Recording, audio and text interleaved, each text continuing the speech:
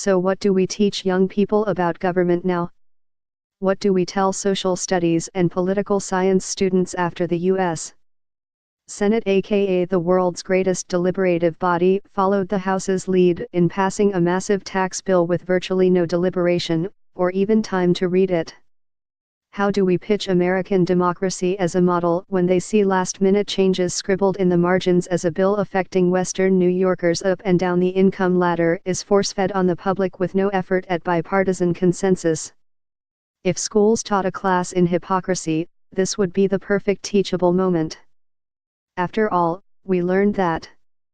You'd think seeing how the tax bill was passed would make area schools schedule field trips to Canada or Britain, instead of Washington, to show students how government is supposed to work. But one expert isn't shocked. "I think it's not all that unusual," said Jacob Nieheisel, assistant professor of political science at the University at Buffalo. "I'd like to think that there was some kind of golden era when the parties came together and put the public interest first," he said. "But if so, it's long gone. It's increasingly about bringing home wins for your side and losses for the other," he said. "And the flouting of procedural norms is bipartisan." He recalled when then Democratic House Speaker Nancy Pelosi infamously said members would have to pass Obamacare so that you can find out what's in it. Then Senate Majority Leader Harry Reid also pushed through a change in filibuster rules so that Democrats could confirm judicial nominees that Republicans had blocked. "Neither side has been shy about changing the rules when it benefits them," said Nieheisel, much of whose work focuses on political communication. So, given that Congress has scrapped the civics books, what does he tell impressionable students to maintain their faith in government? He gives it to them straight, with a focus on partisan strategy and gamesmanship. He concedes that doesn't do much to preserve the M.R. Smith goes to Washington image of politics.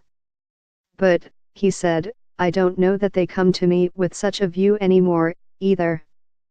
Amazingly, though, he still sees a fair amount of youthful idealism. It's sometimes expressed in students' love for Bernie Sanders. But how long can that idealism last as they watch the House and Senate pass tax bills opposed by far more Americans than support them? How long can it last when they watch representatives disregard the vast majority of analyses that say the bills will explode the deficit, while clinging to a fiction that can only be called voodoo economics? How idealistic can they be when those deficits will soon be cited as justification for going after Social Security and Medicare? Sure, Nieheisel's UB students may still cling to a bit of idealism when it comes to democracy. But it'll only take one or two more bills like this to beat it out of them.